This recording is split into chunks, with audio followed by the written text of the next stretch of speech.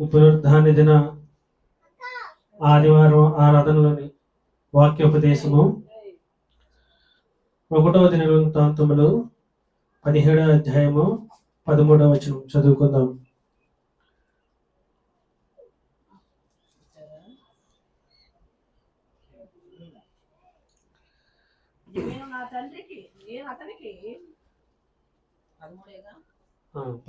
నేను అతనికి తండ్రినై ఉందును, అతడు నాకు కుమారుడై ఉండెను. నీకంటే ముందుగా ఉన్న వారికి నా కృపను నేను చూపక మానినట్లు అతనికి నేను నా కృపను చూపక మానను. ఈ వాక్యం కొరకు చిన్న ప్రార్థన చేసుకొని వాక్యోపదేశం కదా. స్తోత్రము స్తోత్రము స్తోత్రము స్తోత్రము నాయన, ప్రేమగల తండ్రి, నీ కొందనాలు స్తోత్రాలు నా ప్రభ.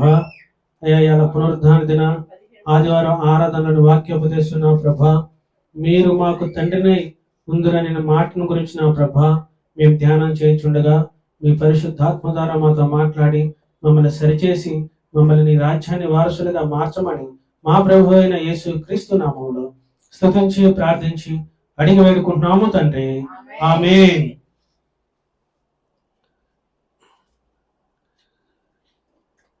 ఏమంటాడంటే ఇక్కడ, నేను అతనికి తండ్రినై యుందును. ఈ మాట ఏమంటే మాలో చెప్తే దేవుడిగా ఆయన గురించి చెప్పుకున్నాడు, దేవుడు యెహోవాగా ఆయన గురించి చెప్పుకున్నాడు. ఇలాగ అనేక రకాలుగా చెప్పుకున్నాడు అని మనం విన్నాము. ఇక్కడ మనకు అర్థం అవ్వాలి ఆయన ఏమంటాడంటే మనకి తండ్రిగా ఉన్నాడు. తండ్రిగా ఉన్నాడంటే ఆది యందు దేవుడు ఆదామును సృజించినప్పుడు, అంటే మనిషిని సృజించిన, మనిషికి జన్మనిచ్చిన అతన్ని ఏమంటారంటే తండ్రి. అంటే దేవుడు మనకి తండ్రి ఉన్నాడు, ఈయన మనకి తండ్రి అయి ఉన్నాడు అని దేవుడు అంటున్నాడు. మనం అతని తండ్రిని మనం తెలుసుకోవాలి అంటే మనం ఏం చేయాలి? మనం అందరం కూడా బిడ్డలుగాను కుమార్తెలుగాను కుమారులుగాను మనం తండ్రికి జన్మించి ఉన్నాము. ఈ భూలోక సంబంధమైన విషయం గురించి చెప్తున్నాను. కానీ తండ్రి గురించి మనకి అంత తెలుసా? తండ్రిని మనం ఎలా చూస్తాము? తండ్రి యొక్క ఆయన మనసులో ఉన్న భావాలు కానీ, ఆయన మన మీద చూపించే ప్రేమ కానీ ఎటువంటి అయి ఉండదు? తండ్రిగా, తల్లిగా, కుమార్తెగా, కుమారులుగా మనం ఉన్నాం, కానీ తండ్రి గురించి మనకేమన్నా కొంచెం తెలుసా? తండ్రి ఏమై ఆయన మన గురించి ఆలోచిస్తున్నాడు? మన గురించి మనం పరిశీలించుకోండి ఒకసారి. మీకు మనకి తండ్రి ఉన్నాడు, ఆ తండ్రి గురించి మనకి తెలుసా? ఏం తెలుసు మీకు? మన తండ్రి గురించి మనకి అన్నీ తెలియదు. మనకి ఏం తెలుసు అంటే కొన్ని మాత్రమే మనకు ఆయన గురించి తెలుసు. ఎలా తెలుసు అంటే మనం పుట్టిన కాడి నుంచి మొదలుకుంటే మనకు ఊహ వచ్చిన దాకా కూడా మన తండ్రి మనల్ని ఎలా ప్రేమించాడు, ఎలా ఆయన చూసుకున్నాడు, ఎలా మనల్ని కష్టపడి పెంచాడు, పోషించాడు, సంరక్షించాడు, మనల్ని ఎన్నోసార్లు కాచి కాపాడాడు. మనకు రోగాలు వచ్చినప్పుడు కానీ, బాధలు వచ్చినప్పుడు కానీ, మన మీద ఎవరైనా గొడవలకు వచ్చినప్పుడు కానీ, మనల్ని కొట్టడానికి వచ్చినప్పుడు, మనల్ని తిట్టడానికి వచ్చినప్పుడు, మనం తెలిసి తెలియని వయసులో అనేక పొరపాట్లు చేసినప్పుడు ఎన్నో విషయాల్లో ఆయన మనల్ని ఆదరించి, మనల్ని ప్రేమించి మనకు అండగా నిలబడ్డాడు. ఈ విషయాలన్నీ మనకు తెలుసు, కానీ దేవుని వాక్యం ద్వారా మనకి మరలా దేవుడు హెచ్చరిస్తున్నాడు. మనం ఆ తండ్రిని ఏం చేస్తామంటే తీసి పక్కన పడేస్తాం.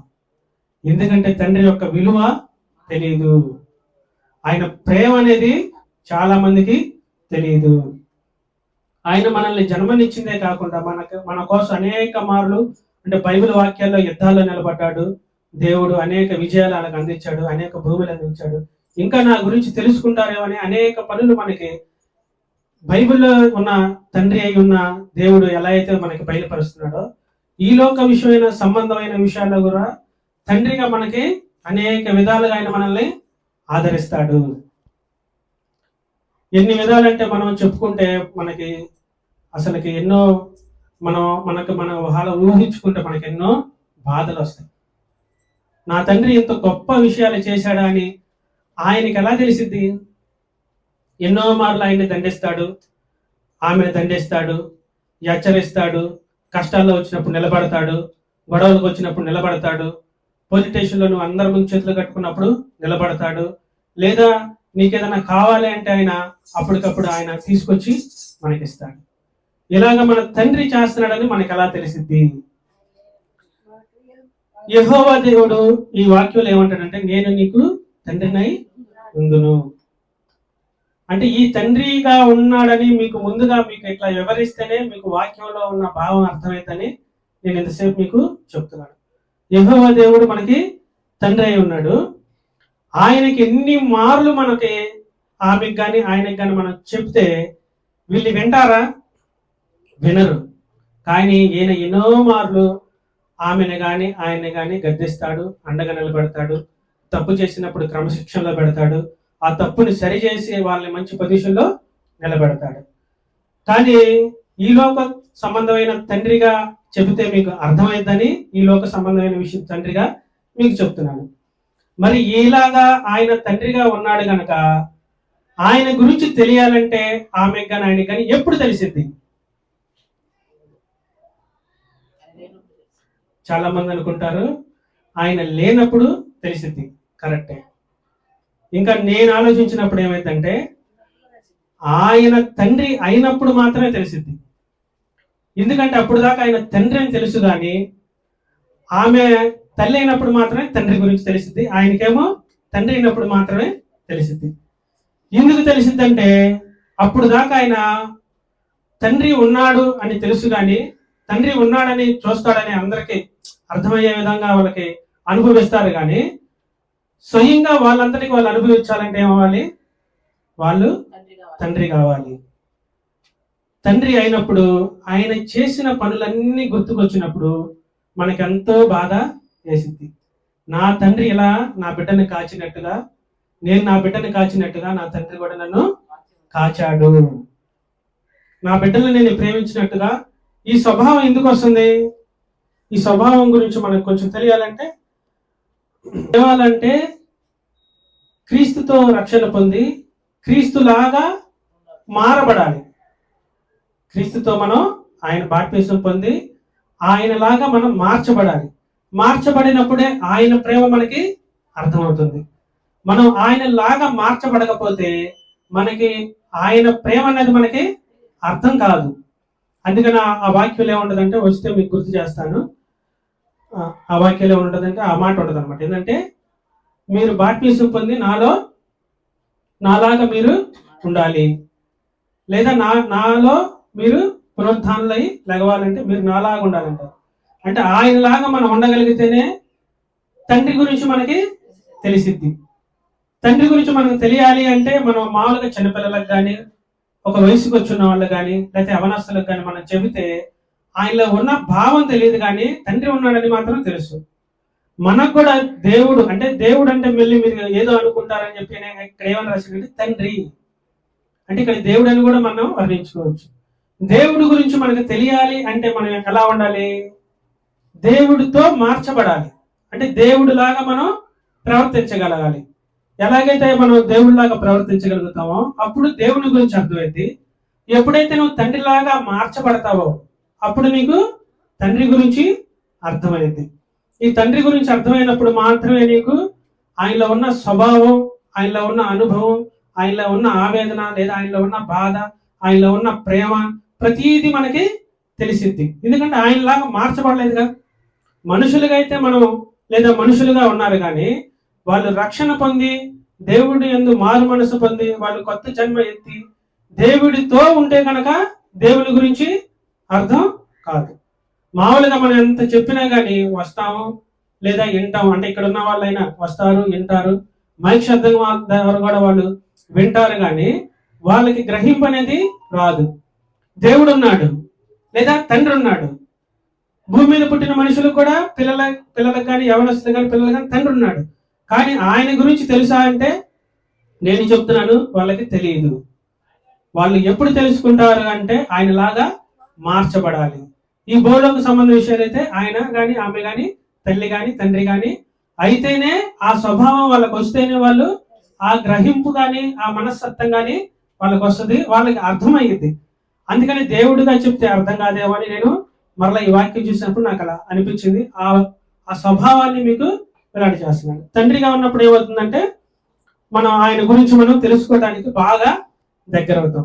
ప్రతి సందర్భం కూడా ఇంకప్పుడు మనకి ఏమవుతుందంటే దేవుని గురించి లేదా తండ్రి గురించి మనకి వివరణగా బాగా తెలిసిద్ది అనమాట. వాక్యం చదువుతున్నా, మన లోకంలో ఉన్నా, ప్రార్థనలో ఉన్నా, ఎక్కడున్నా సరే మనకి ఆయన గురించి నీట్గా అర్థమైంది.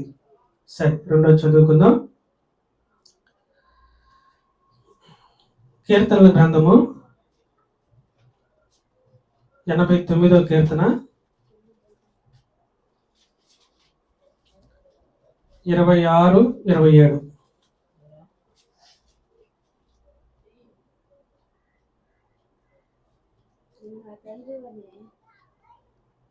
నీవు నా తండ్రివని, కీర్తన 89వ కీర్తన 26. నీవు నా తండ్రివి, నా దేవుడవు, నా రక్షణ దుర్గమని అతడు నాకు మొరపెట్టెను.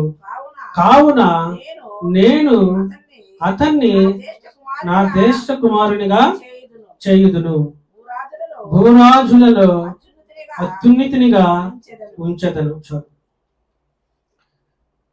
ఇప్పుడు మనం కూడా ఏంటంటే మనం రక్షణ పొందాము, దేవుని కుమారులుగా కుమార్తెలుగా ఉన్నాము, లేదా దేవుడిలాగా మనం మార్చబడ్డాము, లేదా ఆయన తండ్రిగా అయినప్పుడు ఆయన మనసు గురించి తెలుస్తుంది. కానీ ఇక్కడ ఏమంటున్నాడంటే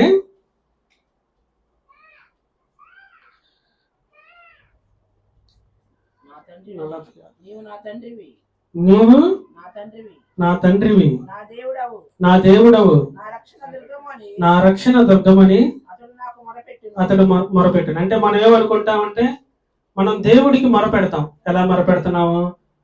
కావున నీవు నా తండ్రివి ఏమంటున్నాం? ఫస్ట్గా నీవు నా తండ్రివి, తర్వాత నా దేవుడవి ఏమంటున్నాము? నా దేవుడవి, నా రక్షణ దుర్గము అని అతడు నాకు మొరపెట్టెను. కావున నేను అతనికి నా జ్యేష్ఠ కుమారునిగా చేయుదును, భూరాజుల్లో అత్యున్నతినిగా ఉంచెదను. దేవుడికి మనం మొరపెట్టినప్పుడు, దేవుడికి మనం ఆయన యందు నిలిచి నా దేవుడు, నా తండ్రి, నా రక్షణ దుర్గమా అని ఆయనకు మనం మొరపెట్టుకున్నప్పుడు ఆయన ఏం చేస్తున్నాడంటే మనకి ఆయన జ్యేష్ఠత్వాన్నే మనకి ఇస్తున్నాడు. ఇక్కడ వరకు మనం చూసినప్పుడు బాగానే ఉండదు. జ్యేష్ఠత్వం ఇస్తున్నాడు, మనం మొరపెట్టుకుంటున్నాము అని అనుకుంటున్నాము. ఆయన దగ్గరికి వస్తే సమస్తం ఆయన మనకి సమకూరుస్తున్నాడు, ఇస్తున్నాడు. దీన్ని బట్టి మనం ఏమనుకుంటామంటే దేవుడు సమస్తం ఇస్తాడు, సమస్తం మనం దేవుడి దగ్గరికి వస్తే మేలేనని అనేకులు అనుకుంటారు. అనేకులు ఆ విధంలోనే దేవుని దగ్గరికి వస్తారు.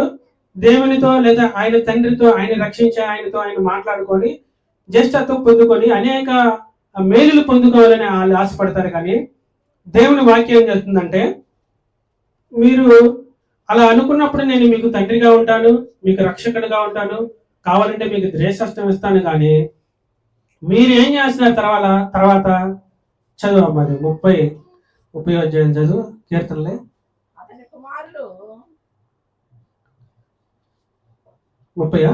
అతని కుమారులు నా ధర్మశాస్త్రమును విడిచి నా న్యాయ విధులను ఆచరింపని ఎడల వారు నా కట్టడలను అపవిత్రపరిచి ఆజ్ఞలను గైకొనని ఎడల నేను వారిని తిరుగుబాటుకు దండముతోను వారి దోషణకు దెబ్బలతోనూ వారిని శిక్షించెదను. చాలు. ఇక్కడ మనం దేవుని ప్రేమను చూసాము, దేవుడి దగ్గర మనం అడిగిన మేలును చూసాము, ఆయన మన రక్షణ ఉన్నాడు. కానీ అలా ఉన్నా మనం ఆయన న్యాయ విధుల్లో మనము ఉంటున్నామా లేదా? కుటుంబం పెద్ద అంటే తండ్రి కూడా ఉంటాడు కదా. తండ్రి ఏం చేస్తాడంటే మనకి కుటుంబానికి ఒక నియమ నిబంధనలు ఇస్తాడు. ఈ నియమ నిబంధనల ప్రకారం తండ్రిని అనుసరించి ఆయనకు కావాల్సినట్టుగా వీళ్ళు నడుచుకుంటేనే దేవుడు ఏం చేస్తున్నాడు అంటే వాళ్ళకి కావాల్సిన ఇస్తాడు. ఒకవేళ నడుచుకోకపోతే ఏమంటాడు? నడుచుకోకపోతే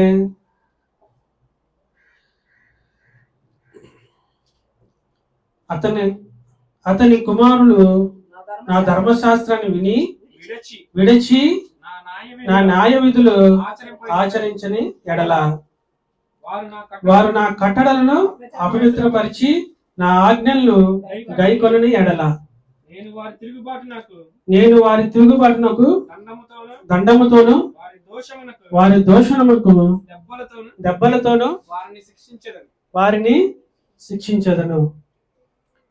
మనకి మేలుల గురించే చెప్తారు కానీ మేలుల గురించే మనం పొందుకోవాలనుకుంటాం కానీ నువ్వు దేవుని వల్ల మేలు లేదా నీ తండ్రి వల్ల నువ్వు మేలు పొందుకున్నావు. నీ తండ్రి వల్ల నీకు కావాల్సిన సమస్తం సమకూర్చాడు. నీ తండ్రి ఆజ్ఞలు కొన్నప్పుడు నీకు కావాల్సినవన్నీ ఇచ్చాడు. కానీ నీ తండ్రి చెప్పిన మాట కనుక నువ్వు వినకపోతే ఏం చేస్తాడు? ఆయన దండిస్తాడు. మనం ఏదైనా తప్పు చేస్తే మన తండ్రి ఎలా అయితే మనల్ని గద్దిస్తాడో, మన తండ్రి ఎలా అయితే మనల్ని క్రమశిక్షణలో నడిపిస్తాడో, మనల్ని ఒక మంచి దావలో మనల్ని నిలబెడతాడో, దేవుడు కూడా ఏమంటాడంటే మీరు కనుక నేను చెప్పినట్టుగా మీరు నడుచుకోకుండా మీకు ఇష్టం వచ్చినట్టుగా మీరు కనుక నడుచుకుంటే మిమ్మల్ని దండిస్తాను. మిమ్మల్ని ఇందాక మనం చదువుకున్నాం కదా యోహాను సువార్తలో. మనం ఇప్పుడు దాకా చూసింది ఏంటంటే మనం దేవుని కుమారులుగా కుమార్తెలుగా మార్చబడితే ఇంకా చాలు, ఇంకా మాకేమి లేదనుకుంటాం. కానీ మార్చబడిన తర్వాత ఎలా ఉండాలంట? దేవుని ఆజ్ఞల్ని కైకొని ఆయన కట్టల్ని కనుక మీరు అనుసరించకపోతే ఆయన మనల్ని దండిస్తాడు. ఎలా దండిస్తాడు అన్నది దానిలోనే ఉంటది, తర్వాత చూద్దాం.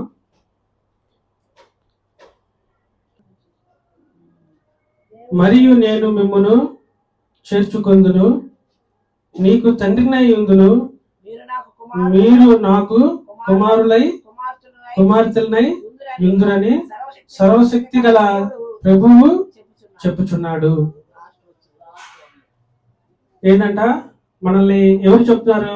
కుమారులుగా కుమార్తెలుగా సర్వశక్తి గల దేవుడే మీకు చెప్తున్నాడు. ఆయనని మనల్ని ఎలా చూస్తున్నాడంటే ఆయన కుమారులుగా కుమార్తెలుగా చూస్తున్నాడు. ఆయన కుమారులుగా కుమార్తెలుగా మనం మార్చబడకపోతే కనుక ఆయన ఏం చేస్తాడు? దండిస్తాడని మనం చెప్పుకున్నాము. అలా మనం కుమార్తెలుగా కుమారులుగా ఉన్నా సరే దేవుడు కట్టడలుగా మనం అనుసరించకపోతే ఆయన ఏం చేస్తున్నాడు? మనల్ని దండిస్తాడు, మనల్ని క్రమశిక్షణలో నిలబెడతాడు.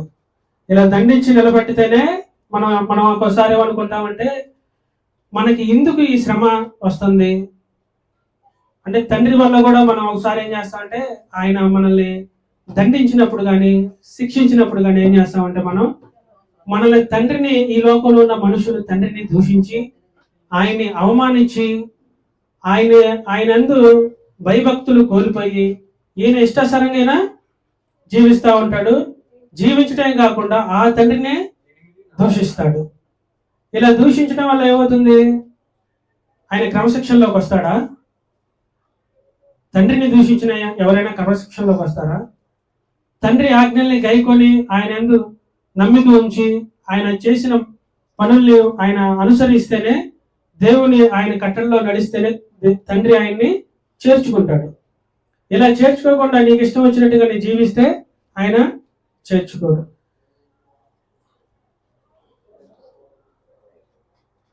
సరే, 2 సమూయేలు 7వ అధ్యాయము 14వ వచనం చదువు.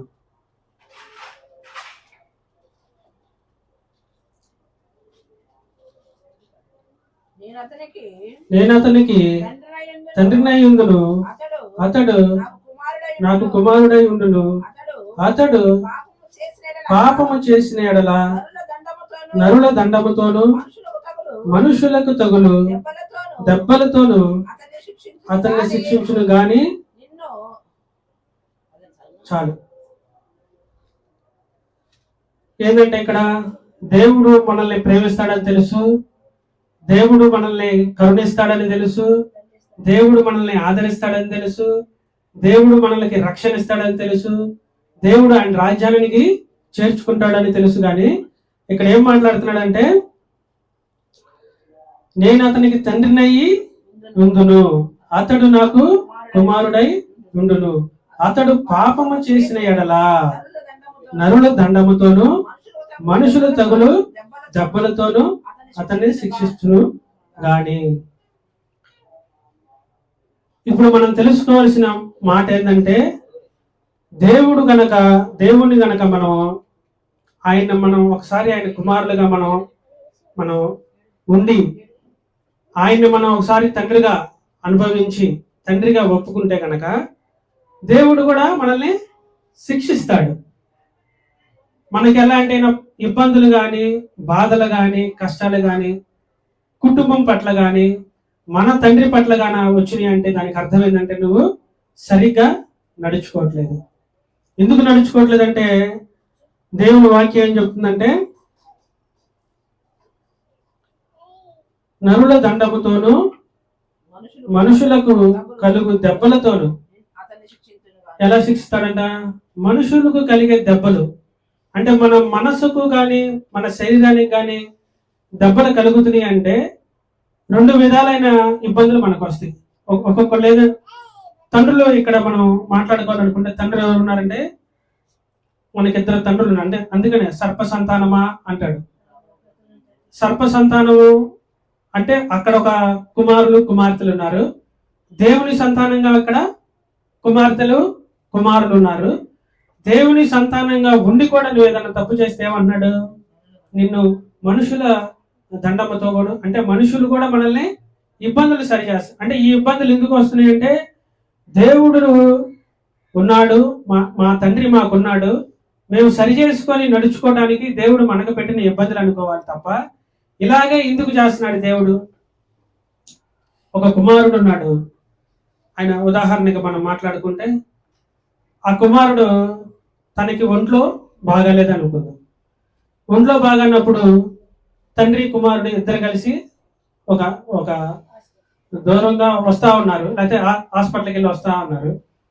అతను ఏమనుకుంటున్నాడంటే, మా నాన్న నన్ను చాలా ప్రేమగా చూసుకున్నాడు, హాస్పిటల్లో చూపించాడు, చక్కగా ఇంట్లోకి తీసుకెళ్తున్నాడు, ఇంకా నేను ఏది కావాలంటే అదే నాకు ఇస్తాడని ఒక ఆశ ఆయనకి కలిగి ఏమని చూశాడంటే ఆ పక్కనే ఉన్న బిర్యానీ చూశాడు. చూసినప్పుడు బిర్యానీ తినాలని ఆయనకి ఆశ కలిగింది. మా నాన్న నాకు ఇప్పిస్తాడన్న వాడికి ఆ నమ్మకం కూడా వచ్చింది. కానీ ఆ తండ్రి ఏమనుకుంటున్నాడు, ఇతనికి ఒంట్లో బాగాలేదు, ఇతను ఈ సమయంలో గనక తింటే అనారోగ్యానికి పాలైపోతాడు. ఈయన అనారోగ్యానికి పాలైపోయినప్పుడు ఎవరు బాధపడతారు? ముఖ్యంగా మరలా తండ్రే బాధపడతాడు. నీకు ఇవ్వలేక కాదు, అది నీకు ఇప్పించలేక కాదు, నువ్వు ఏ సమయంలో ఏది తినాలో, ఏ సమయంలో నువ్వు ఎలా ఉండాలో, ఏ సమయానికి నీకు ఏది అవసరమో ఆయనకి తెలుసు. నీకు కావాల్సినట్టుగా వచ్చి నేను ఆయన కుమారునిగా మారాను, నాకు కావాల్సిన సమస్తం ఆయన ఇస్తాడు అనే అహంభావము, లేకపోతే ఆయన చూపించే ప్రేమను బట్టి మనం లోబడి తట్టడం, ఆశపడటం చేయకూడదు. ఇలా చేసినప్పుడు ఏమైందంటే మనం ఆ మేలులు ఒకవేళ పొందుకుంటే దానివల్ల ఏమవుతుంది, మనకి ఆ మేలులు అంటే ఆ బిర్యానీ కనుక ఆయన ఏముందులైనా కనుక ఆయన మనం ఇప్పించామనుకో, ఆశపడుతున్నాడు, మనల్ని ఇసికిస్తున్నాడు, మనల్ని ఇబ్బంది పెడుతున్నాడు, తినాలని ఆయన ఒకవేళ తిన్నాడు అనుకో, ఆ తర్వాత ఎన్ని రోజులు మనం బాధపడాలి, ఎన్ని రోజులు మనం హాస్పిటల్ చుట్టూ తిరగాలి.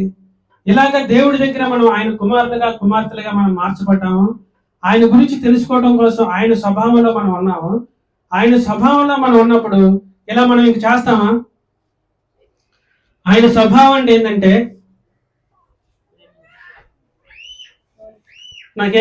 ఏమనిపిస్తుందంటే ఆయన స్వభావం అంటే ఆయనలో మనం ఉన్నప్పుడు ఏమవుతుందంటే మనుషులందరూ కూడా మనకి సమానంగా ఉంటారు. అంటే ఎవరు ఎక్కువ ఎవరు తక్కువ, వాళ్ళు నల్లగా ఉన్నారు, వీళ్ళు తెల్లగా ఉన్నారు, వాళ్ళు ధనంతో ఉన్నారు, వీళ్ళు ధనం లేకుండా ఉన్నారు, వాళ్ళు చక్కగా ఇల్లు వాకిలు కట్టుకున్నారు, వీళ్ళు లేకుండా ఉన్నారన్న ఏ భేదం కూడా మనకి ఉండదు. ఎందుకంటే అందరిని మనం అప్పుడు ఎలా చూస్తామంటే దేవునిలాగా మనం మార్చబడి దేవుళ్ళలోకి వెళ్తే మనకి ఎలా ఉంటదంటే అందరూ కూడా సమానంగా కనపడతాడు. ఇలా కనపడ్డప్పుడు ఏమవుతుంది? తండ్రి ప్రేమ గురించి మనకి తెలుస్తుంది. అలాగే ఒకరిని ఒకరు ప్రేమించుకోమని కూడా ఉంటుంది.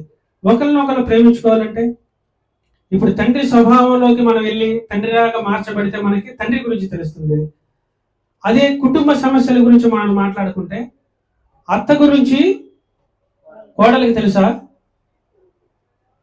అత్త పాపం ఎంత ఇబ్బంది పడుతుంది, ఎన్ని బాధలు పడుతుంది, ఎంత శ్రమ పడుతుందని ఆ కోడలికి తెలుసా?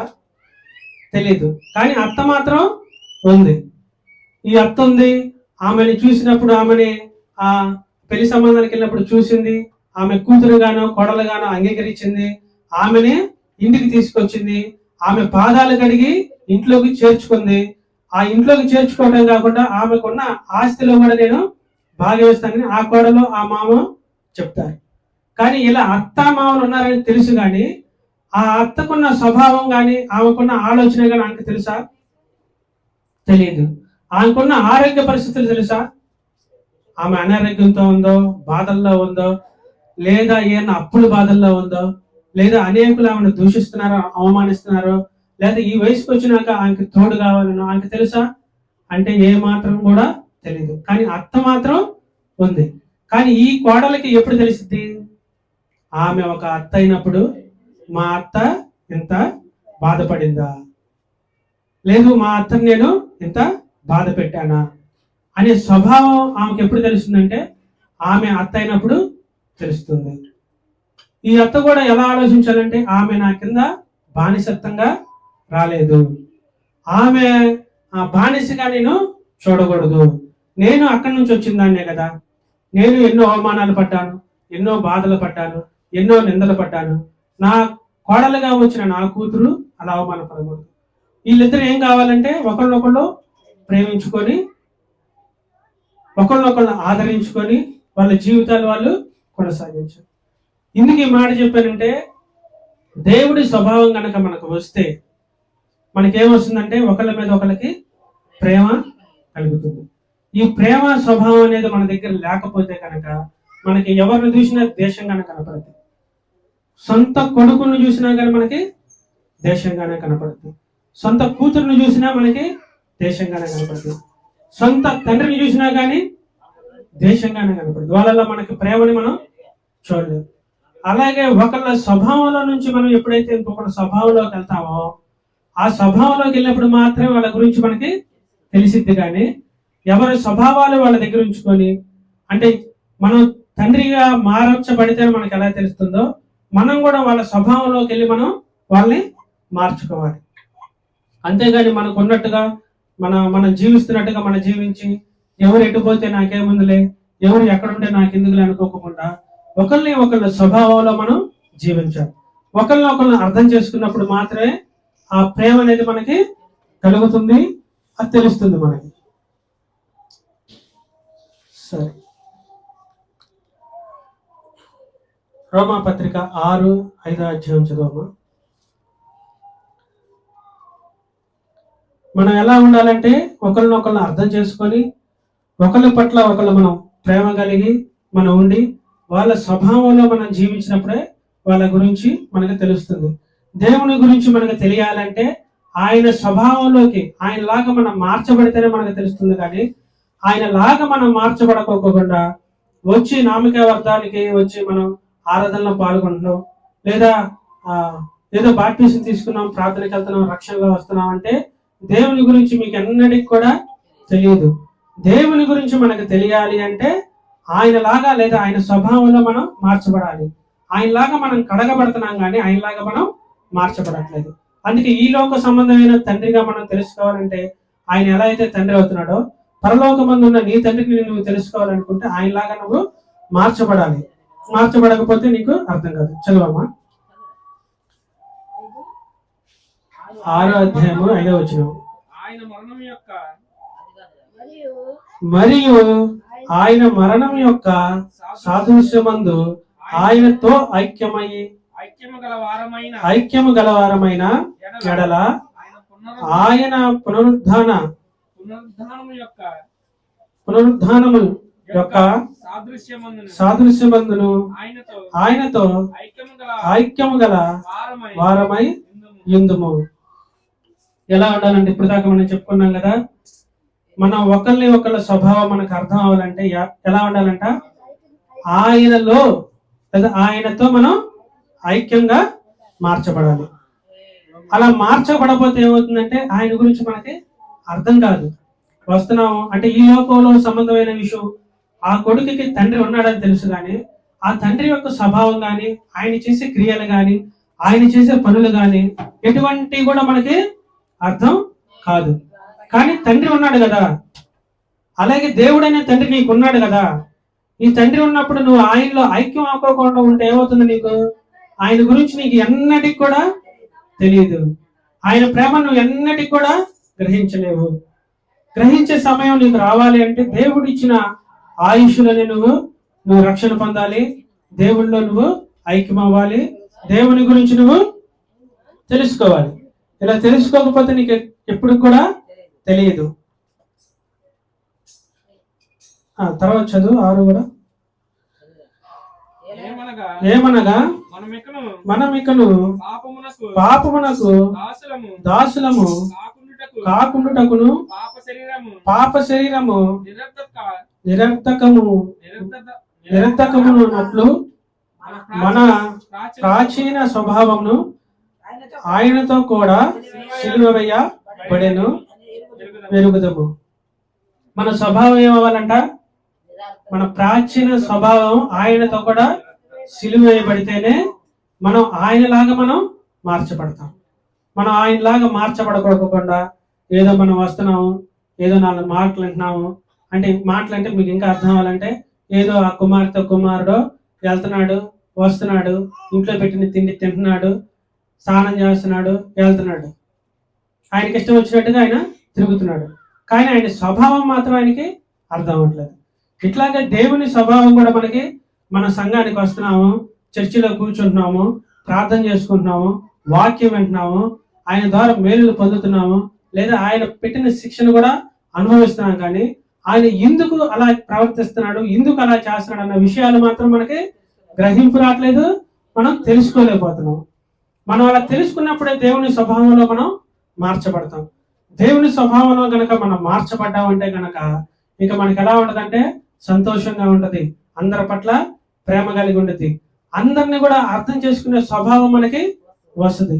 ఎందుకంటే దేవుని వాక్యంలో ఏంటంటే ఎవరు ఎలా ప్రవర్తిస్తారు, ఎవరు ఏ స్థితిలో ఉన్నారు, ఒక తాగుబోతు ఏ స్థితిలో ఉన్నాడు, ఒక తిరుగుబోతులు ఏ స్థితిలో ఉన్నారు, ఒక పాపము చేత బాధింపబడే వాళ్ళు ఏ స్థితిలో ఉన్నారని దేవుని వాక్యం మనతో మాట్లాడి వాళ్ళు ఏ స్థితిలో నుంచి బయటికి రావాలో కూడా మనకి చెప్పిద్ది. అందుకని వారి వారి స్వభావాలు మనకి తెలుస్తుంది. వాళ్ళు ఏ స్థితిలో ఉన్నా సరే మనం ఆ స్థితి గురించి మనం దేవుని దగ్గర మొరపెట్టుకుంటాం. వాళ్ళ స్థితిలో మారాలని మనం ప్రార్థన చేస్తాం. ఎందుకు ప్రార్థన చేస్తాం అంటే వాళ్ళ స్థితి ఏదో మనకి తెలుసు. ఆ స్థితి కనుక మనం తెలుసుకోకపోతే, ఆ స్థితిని మనం అనుభవించకపోతే, మనం ఎన్ని రోజులు వచ్చినా ఎన్ని రోజులు వెళ్ళినా ఆ ఇంటికి ఆ తండ్రి దగ్గరికి వ్యర్థమే. ఇలా వ్యర్థంగా మీరు వచ్చి వెళ్ళే కంటే కూడా దేవుని గురించి ఆయన స్వభావం గురించి కనుక మనం తెలుసుకోగలిగితే, దేవుడిలాగా మార్చబడితే, దేవుడిలాగా మార్చబడినాక ఏమవుతామంటే అందరి స్వభావాలు మనకి అర్థమైంది. అందుకని చిన్నవాళ్ళైనా కూడా దేవుని స్వభావం ఉండిద్ది కాబట్టి కోడలు ఎలా ప్రవర్తిస్తుంది, అత్త ఎలా ప్రవర్తిస్తుంది, కొడుకు ఎలా ప్రవర్తిస్తాడు, కూతురు ఎలాగా ప్రవర్తిస్తారు, తల్లి ఏ పొజిషన్లో ఉంటది, తండ్రి ఏ స్థితిలో ఉన్నాడు, అత్తమామలు ఏ స్థితిలో ఉన్నారు, ఇరుగు పొరుగు వాళ్ళు ఏ స్థితిలో ఉన్నారన్న జ్ఞానం ఎవరి ద్వారా వస్తుంది, దేవుని వాక్యం ద్వారా మనకి వస్తుంది. ఆ వాక్యం ద్వారా మనకి వస్తుంది కాబట్టి వాళ్ళ స్థితిగతులను మనం తెలుసుకొని వాళ్ళని అందరిని కూడా మనం ప్రేమించగలిగే స్వభావం మనకి వస్తుంది. ఈ స్వభావం రాకుండా ఉన్నప్పుడు ఏమవుతుందంటే కుటుంబాల్లో కలహాలు, ఇబ్బందులు, గొడవలు, కొట్లాట్లు అనేక రీతిగా వాళ్ళ మీద దాడులు చేస్తా ఉంటాయి. అందుకని మనకి ఏ స్వభావం రావాలంటే దేవుని స్వభావం మనలో రావాలి. చదువు ద్వితీయోపదేశ కాండము 8వ అధ్యాయము 5వ వచనం చదువు.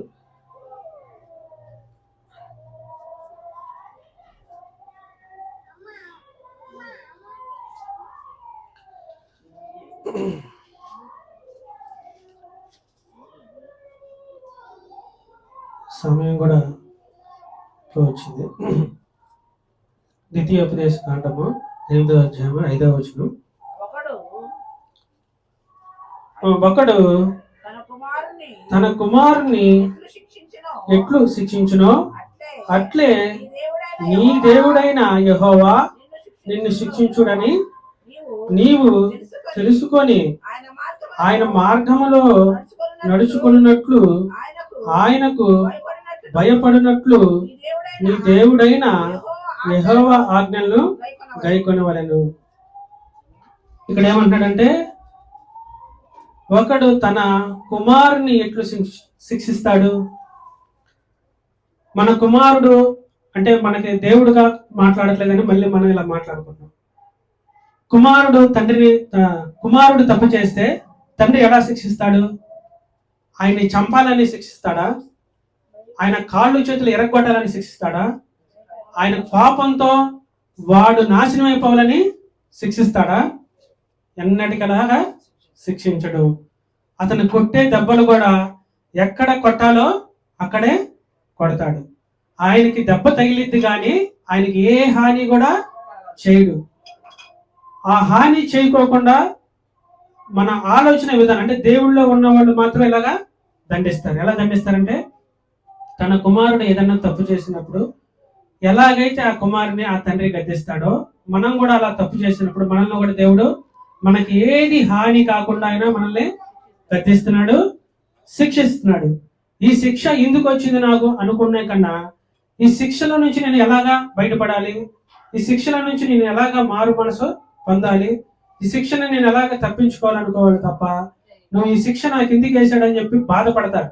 కానీ ఎందుకు అలా బాధపడుతున్నారంటే దేవుని గురించి తెలియదు కాబట్టి వాళ్ళు అలాగా బాధపడుతున్నారు. అందుకని మన దేవుడు కూడా ఎలా మనల్ని దండిస్తున్నాడు, శిక్షిస్తున్నాడు అంటే, ఒక తండ్రి ఆయన కుమారుని ఎలా అయితే శిక్షిస్తున్నాడో ఆయన కూడా మనల్ని అలా శిక్షిస్తున్నాడు. ఈ శిక్షకే కొంతమంది తట్టుకోలేక వెలవెల్ల ఆడిపోతా ఉంటారు. బాధ ఇంకా ఎందుకు, నాకు ఈ కర్మ ఎందుకు, నాకు ఈ బతుకు ఎందుకు, ఈడు ఎన్నడూ చేస్తాడో అని ఒకళ్ళు ఏమనుకుంటాడు, ఇది ఎన్నడూ చచ్చిద్దు, లేదా ఇతను ఎప్పుడు చూసినా అప్పులు చేస్తా ఉంటాడు, ఈడు ఎప్పుడు బాగుపడతాడు. ఈ చిన్న చిన్న వాటి గురించే, ఈ చిన్న చిన్న తప్పుల గురించి ఏమనుకుంటారంటే వీళ్ళకేదో పెద్ద శిక్ష వచ్చేసింది, ఇంటి మీదకి ఏదో పెద్ద కష్టం వచ్చేసింది, ఇంక నేను తట్టుకోలేనంత బాధ వచ్చేసింది, వాళ్ళు ఏమని చేస్తారు, వాళ్ళు వేదన పడతా ఉంటారు. కానీ దేవుడు ఏమంటాడంటే, మీకు పెట్టిన ముళ్ళు ఎంతది, చాలా చిన్నది. ఒక తండ్రి మిమ్మల్ని ఎట్లయితే గద్దిస్తున్నాడో మిమ్మల్ని కూడా అట్లాగే గద్దిస్తున్నాడు. ఇలా ఎందుకు గద్దిస్తున్నాడు అంటే, మీరు మార్పు చెందడానికి, అంటే తెలుసుకొని మార్పులోకి రావడానికి. ఇంకా ఈ శిక్షలకే మీరు ఒక్కొక్కరికి చిన్న అప్పుల బాధలు ఉంటాయి. ఈ అప్పుల బాధలకే ఏంటంటే, దేవుడు నాకు ఎందుకు ఇంత శిక్ష పెట్టాడు, నేను ఎంతకాలం నేను ఇలాగా బాధపడాలంటాడు. నీవు అప్పుల వల్ల నువ్వు ఏమి కాదు. ఒక్కొక్కళ్ళు చీరల దగ్గర కూడా, బట్టల దగ్గర, చిన్న చిన్న కేకుల దగ్గర కూడా చాలా బాధపడిపోతూ ఉంటారు. ఇంట్లో వస్తువుల దగ్గర కూడా, చిన్న చిన్న వస్తువుల దగ్గర కూడా. ఇదేంటంటే దేవుడు మిమ్మల్ని అంటే ఆయన దారిలోకి తెచ్చుకోవడం కోసం మిమ్మల్ని నిలబడితే మీరేమనుకుంటున్నారంటే ఇదే పెద్ద కష్టాలు, ఇంకా నేను ఇదే భరించలేను అనుకుంటాను. కానీ దేవుని దృష్టి ఏంటంటే చాలా చిన్న విషయం. మీకు ఏది కాకుండా ఆయన మిమ్మల్ని కాచి కాపాడి మీకు కావాల్సిన సమస్తం ఆయన మీకు దయచేసి ఇస్తున్నాడు. వీటిని తెలుసుకొని ఇలా అనుస్కరించుకోండి. సరే, లాస్ట్ చదువు మనం చదువుకున్నాం అమ్మ. యోహాను సువార్త 8వ అధ్యాయం 44.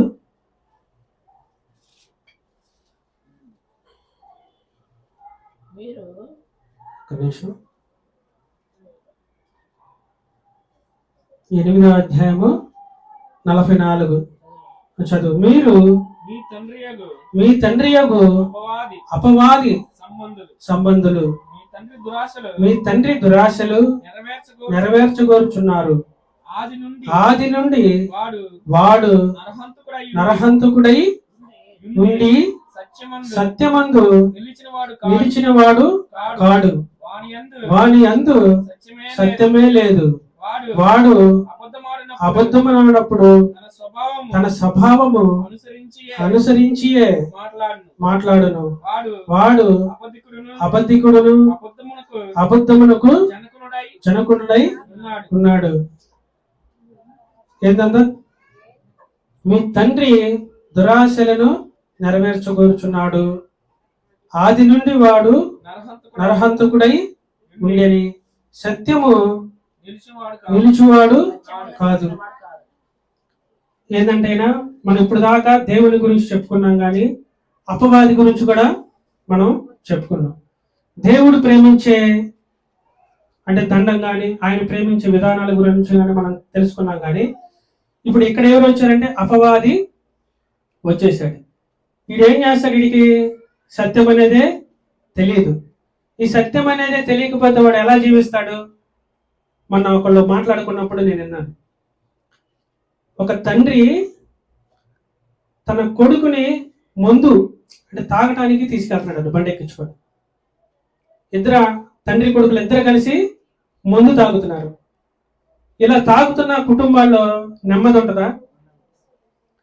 వీళ్ళు ఎలా ఉన్నారు? తండ్రిగా ఉండి చెప్పవలసిన ఆయనే వాళ్ళ కొడుకుని తీసుకొని వెళ్ళి బార్ షాపులు తీసుకెళ్ళి మత్తు పదార్థాలు మునిగి తేలాడి ఇద్దరు కూడా ఇంకెళ్ళకి సత్యం అనేది ఏం తెలిసింది? తండ్రులు ఇలాంటి తండ్రులు కూడా ఉంటారు. ఇలాంటి తండ్రులు కనుక ఉంటే నువ్వు నరకానికి వెళ్ళేది కాకుండా ఆయన కూడా నరకానికి తీసుకెళ్తున్నావు. ఈ లోకంలో నిన్ను తండ్రిగా ఆయన నియమిస్తే నువ్వు తాగటానికి వెళ్ళేటప్పుడు ఆయన తాగటానికి తీసుకెళ్తున్నావు, గొడవలి కొట్లాట్లకి వెళ్ళేటప్పుడు ఆయనతో పాటు నువ్వు వెళ్తున్నావు. కొడుకుని దండించాల్సిన నువ్వే కొడుకుతో పాటు అనేక పనులు చేస్తున్నారు. వీళ్ళెవరంట? అబద్ధానికి జనకుడు. వీళ్ళకి అబద్ధం జనకుడు. వాడికి సత్యం అనేది ఏందో తెలియదు. సత్యం అనేది ఏందో తెలియక వాడు లంచాలు తీసుకునేది కాక వాళ్ళ కొడుకు చేత కూడా లంచాలు తీసుకుంటున్నాడు. వాడు దొంగతనాలు చేసేదే కాక కొడుకు చేత కూడా అదే దొంగతనాలు చేపిస్తాడు. వాడు వ్యభిచరించేది కాక కూడా కొడుకు చేస్తున్నప్పుడు గద్దెంచుకోకుండా ఆయన కూడా ఆ కొడుకుని వదిలేస్తున్నాడు. సరే, తాగడానికి వెళ్తున్నప్పుడు గద్దెంచకపోగా ఈయన కూడా వెళ్ళి తాగుతున్నాడు. ఇలాగా అబద్ధానికి సత్యం అనేది వాళ్ళకి తెలియక ఏం చేస్తున్నారు? పాపంలో వాళ్ళు జీవిస్తున్నారు. ఈ పాపంలో జీవిస్తే ఏమనుకుంటున్నారు? ఇదే వాళ్ళకి సత్యం తెలియదు కాబట్టి అదే మాకు యథార్థత, ఇదే న్యాయం అని వాళ్ళు అనుకుంటారు. ఇంకా అలాగా ఇలా తండ్రుల గురించి చెప్పుకుంటే మోసపుచ్చే తండ్రులు అబద్ధవాడి సంపాదిస్తారు, దొంగతనం చేసి సంపాదిస్తారు, మోసపుచ్చి సంపాదిస్తారు. అన్నదమ్ములు కూడా మోసపుచ్చి ఆస్తులు రాయించుకుంటారు. లేదా తల్లిదండ్రులు హత్య చేసి కూడా వాళ్ళు సుఖానంగా బతకాలని చెప్పి వాళ్ళు జీవిస్తూ ఉంటారు. ఇలా జీవించే వాళ్ళందరూ ఎవరు? అబద్ధం తండ్రులు ఎవరుంటారు? అబద్ధం ఆడే తండ్రులు. సత్యం అనేది ఏదో కూడా తెలియని తండ్రులు ఉంటారు. ఈ సత్యం అనేది అబద్ధం అనేది మనకు తెలియాలంటే దేవుని వాక్యంతో మనం విని దేవుళ్ళో మనం ఐక్యం అయితే కనుక తెలిసింది. దేవుళ్ళో ఐక్యం కాలేదనుకో ఏమనంటే వాడు కూడా పలానా దొంగతనాలకు లేకపోతే లంచాలు తీసుకునేటప్పుడు లేదంటే వాడు ఏదన్నా ఈ పొరుగు వారి దోచుకునేటప్పుడు ఏం చేస్తాడంటే వాళ్ళ కొడుకులను కూడా కూతుర్లు కూడా తీసుకెళ్ళి వాడు అది న్యాయం అనుకుని వాడు ఏం చేస్తున్నాడు? అది ఆ పని చేసి ఆ పాపానికి గురవుతున్నాడు. ఆ పాపంలో కనుక మీరు పడితే ఇంకా చదువు 44 చదివాం కదా, 45, 46 కూడా చదువు. ఇంకా వీళ్ళకి మనం ఏంటంటే మనం సత్యం గురించి కానీ దేవుడి గురించి కానీ చెప్తే వాళ్ళు ఇంకా ఎన్నడూ కూడా వినరు. మైక్ శబ్దం ద్వారా ఒకళ్ళు వింటారు, లేదా యూట్యూబ్ ఛానల్ ద్వారా వాళ్ళు వింటారు. కానీ అయ్యా అది సత్యం కాదు, నీ కుమారుణ్ణి లేదా నీ కుమార్తెని ఒక తండ్రిగా ఉండి గద్దించాల్సి, ఒక తండ్రిగా నువ్వు క్రమశిక్షణలో పెట్టాల్సింది పోయి తండ్రిగా నువ్వు ఆయనతో ఉండి కూడా నువ్వు ఆయనతో కలిసి నువ్వు పాపం చేస్తావు. దేవుడు వాక్యం ఏం చెప్తున్నాడంటే దేవుడి లాగా మనం ఉంటే మనకి అందరి స్వభావాలు అర్థమవుతాయి, అందరినీ మనం ప్రేమించగలుగుతాం. ఒకవేళ వీళ్ళు ఈ పాపంలోనూ తండ్రులు కూతుర్లు కొడుకులు అలా ఉన్నా కానీ మనకు దేవుని వాక్యం వాళ్ళకి తెలియదని దేవుని వాక్యంలో ఉన్న అనుభవాల్ని మనం వాళ్ళకి చెప్పాలి. దేవుని వాక్యం మనకి ఏమి నేర్పిస్తుందంటే ప్రతి మనిషి మనసుల్ని తెలుసుకునే జ్ఞానాన్ని దేవుని వాక్యం ద్వారా మనకి వస్తుంది. ఈ వాక్యాలన్నీ కూడా నేనుగా చెప్తున్నానా? అత్త ఎలా ఉండిద్దా, కోడలు ఎలా ఉండిద్దా అన్న సంగతి నాకు తెలుసా? నా కొడుకులకి పెళ్ళిళ్ళు, నా కూతుర్లకి పెళ్ళిళ్ళు అయ్యే అల్లుళ్ళు కోడళ్ళు వచ్చారా? కానీ ఈ విషయాలు నేను ఎలా చెప్పగలుగుతున్నాను? దేవుని వాక్యం ద్వారా చెప్పగలుగుతున్నాను. తండ్రి కొడుకు కలిసి తాగటం ఈ రోజుల్లో ఫ్యాషన్ అయింది, కానీ అది తప్పని నాకు ఎలా తెలిసింది? దేవుని వాక్యం ద్వారా తెలిసింది. అదే తండ్రి ఆయన్ని గద్దించి దండించి ఆయన క్రమశిక్షణలో పెట్టి ఆయన నీతి మార్గంలో నడిపించాలని ఎలా తెలిసింది? దేవుని వాక్యం ద్వారా మనకి తెలిసింది. ఇలాగ అనేక విషయాలు కూడా మనకి దేవుని వాక్యం ద్వారా మనకు తెలిసింది. దేవుని వాక్యం ద్వారా మనం నేర్చుకుంటున్నాము. అలాగా మనం నడుచుకొని అలా జీవిద్దాము.